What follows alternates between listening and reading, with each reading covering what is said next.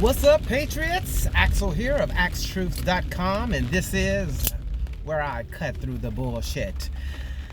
What's up, ScrewTube? My first video back since my SNL 2 weeks ago, SmackDown. It was so good. They went through it and micromanaged something and said I gave out some medical misinformation, which I didn't do that, but I tried to appeal it, but they're gonna leave it the way it is. It doesn't matter. They shadow banned this channel. It's very much they unsubscribe subscribers, and they do not send out notifications for little old me. But anyway, this video is about Kunta Kanye. I did a Kunta Kanye my Kunta Kanye versus the Bagel Factory live stream the other day, and I just want to do a synopsis here. You can go watch the live stream on Axetruth.com, or you can go to Odyssey or BitChute or Rumble, and you can view it there too if you have those apps on your television, smart television, or whatever. But yes, so of course, here we are, with Kunta Kanye and the CEO wore the White Lives Matter shirt, and it became a controversy, which I don't understand the controversy behind it, because if Black Lives Matter, White Lives Matter. If White Lives Matter, Asian Lives Matter. Hispanics Lives Matter. In other words, lives matter. That's all I got to say about that bullshit. The sad part about this is that you have the boule blacks that like to keep black people in a defeatist victim mindset, which is to their own detriment. Because you don't get the victory being a victim. You can't. That's just not how that works. And constantly being a perpetual victim. Black Lives Matter was never a thing for black people.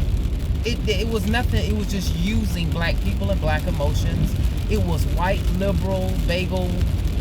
bagel liberal shit in blackface. They used black emotion. They used a black situation.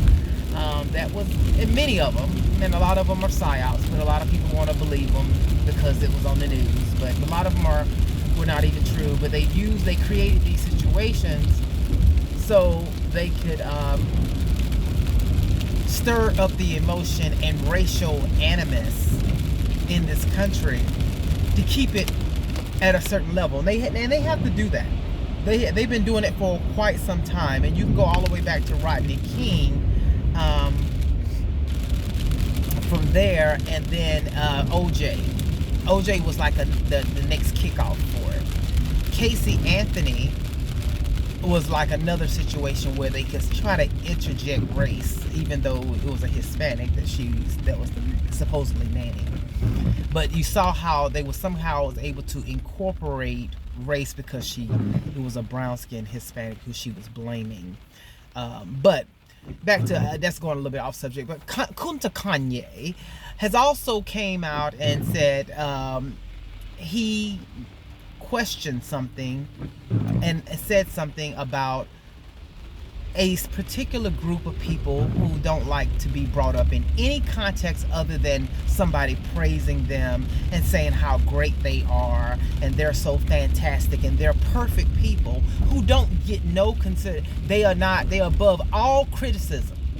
But yet we have Bernie Madoff.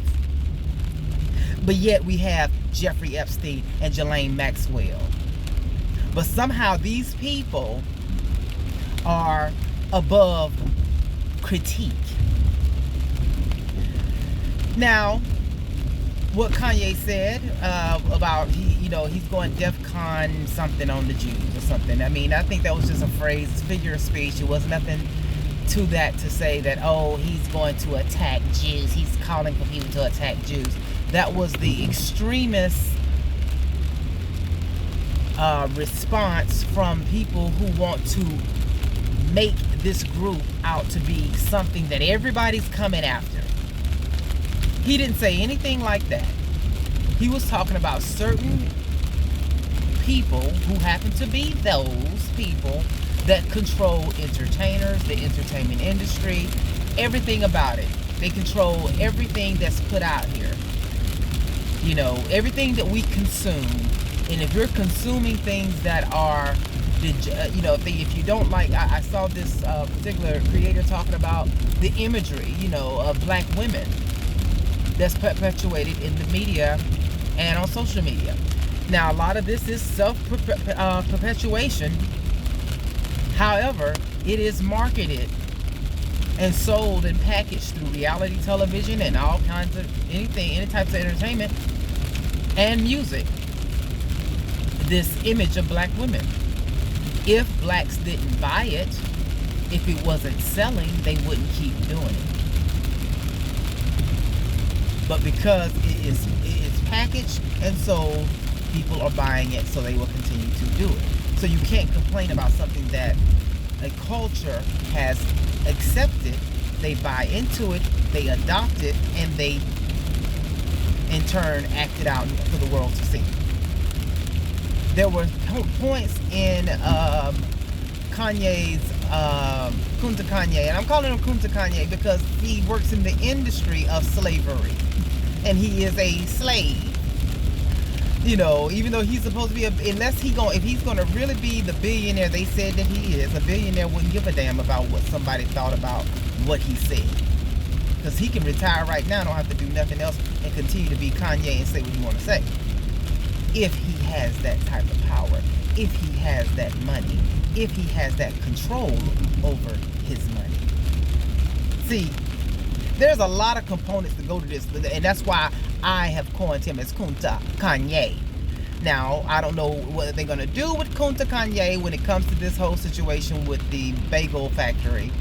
But, you know, it's, you know, I heard CO came out and, you know, I saw it where someone sent it to me, her response to people were asking her about what Kanye said. And, you know, and basically she said, you know, her response was all right. You why is it that, you know, you can't question this one group or whatever like that? But those are people that own her too. So it's like, what are your bosses saying?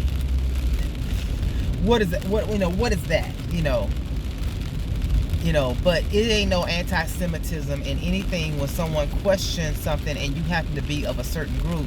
Just because you made up a word to put out here to throw at everybody and throw in their faces when someone puts you on the chopping block to critique your behavior or people that's under that in that group and their behavior.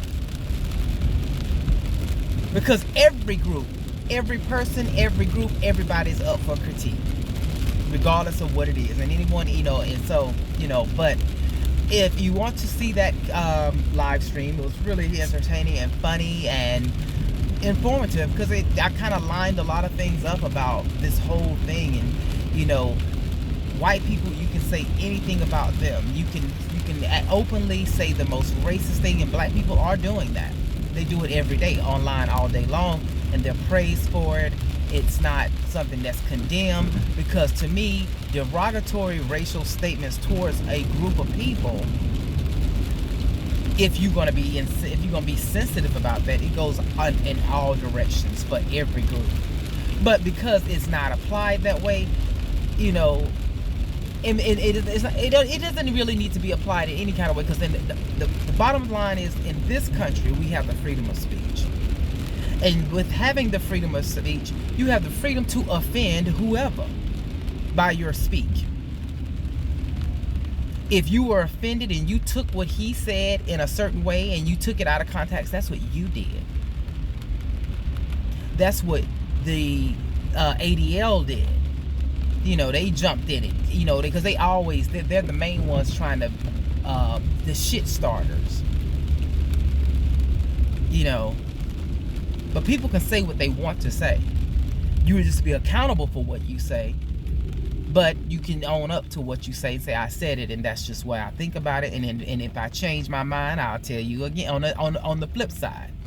Put your comments below. Tell me what you think about this Kunta Kanye situation in the bagel factory, but I think that there is no controversy here other than maybe this is a distraction and another way that this particular group tries to bully society into saying, conforming to never criticizing, even when there's 100% solid gold wrong in things that they do, or people who fall under that group has done, like Jeffrey Epstein, Harvey Weinstein, Ghislaine Maxwell, Bernie Madoff, just to name a few. I'm pretty sure there's many more. Maybe you guys can put those in the comments. Until my next video, you guys have a blessed day.